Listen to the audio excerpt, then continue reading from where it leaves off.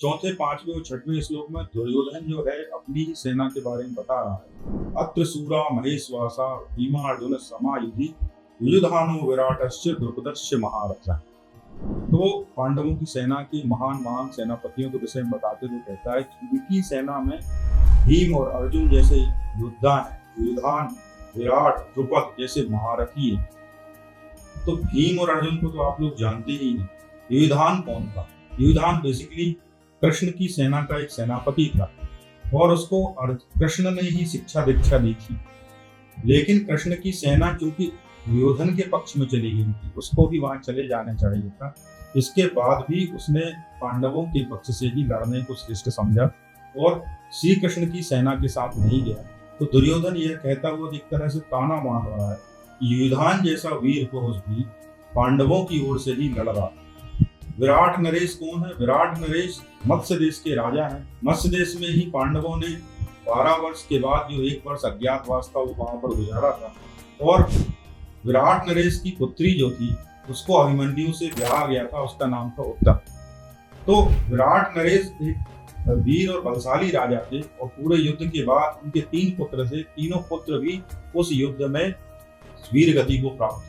ऐसे वीर योद्धा भी उस समय पांडवों का साथ दे गए। इसके अलावा द्रुपद जैसे महारथ, द्रुपद, राजा द्रुपद के बारे में कई चर्चाएं हैं। उनमें सबसे खास ये कि राजा द्रुपद जो थे मित्र थे द्रोण जी, और द्रोण जी से ही दुर्योधन बात कर रहा है। भारद्वाज मुनि के आश्रम में दोनों ने शिक्षा पाई थी। तो बचपन में जब राजा और एक साधारण व्यक्ति स्कूल में पढ़ते हैं तो उनके बीच में साधारण मित्रता का विकास हो जाता है। वही मित्रता जो थी द्रोण और द्रुपद में निर्मित हो गई थी। लेकिन हुआ क्या, जब यंग हो गए, द्रुपद बन के अपने राज्य के राजा बन गए, तब एक दिन जब द्रोण द्रुपद के पास गए तब द्रुपद ने द्रोण के साथ ऐसा ही व्यवहार किया जैसा कि एक राजा एक साधारण व्यक्ति के साथ करता है। तो द्रोण को बहुत बुरा लगा कि मुझे जो है आज पर्याप्त सम्मान नहीं दिया, मुझे जो है आपने ऐसे समझा जैसे कि मैं साधारण व्यक्ति हूँ। तो द्रोण को बहुत आघात हुआ और उनके साथ जो है इस तरह का जो व्यवहार करके ये द्रुपद थे उन्होंने भी कहा कि तुम भूल गए कि तुम क्या हो और मैं क्या हूँ। तो ये बात द्रोण के मन में बैठ गई और उन्होंने सोचा कि एक दिन इसको मजा चखा के रहूंगा, इस अपमान का बदला लेके रहूंगा।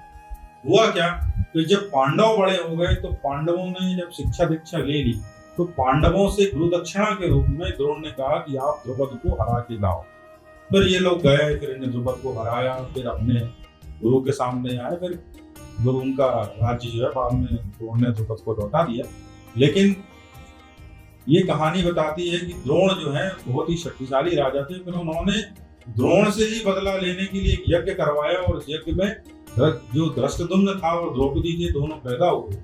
तो उनका लक्ष्य ही ये था कि वो द्रोण को मार दें। तो ऐसे व्यक्ति को भी इस सेना में शामिल किया गया है। तो जो दुर्योधन है वो ये बार बार बताना चाह रहा है द्रोण को कि देखिए सामने सेना में युयुधान, द्रुपद, विराट, चेकितान जो है वो यादव सेना के सेनापति है, क्योंकि पांडवों की ओर से होगा। दृष्टकेतु के बारे में बोलता हुआ दुर्योधन कहता है आपको तो याद ही है शिशुपाल का वध तो कृष्ण ने ही किया था। तो सोचो वो ये सब होने के बाद भी उसको पांडवों के अगेंस्ट लड़ना था, लेकिन वो पांडवों के अगेंस्ट नहीं लड़ रहा है, वो आज भी पांडवों के ही साथ। तो वो इस सबको बोल के द्रोण को बताना चाह रहा है कि सेना में एक से एक सेनापति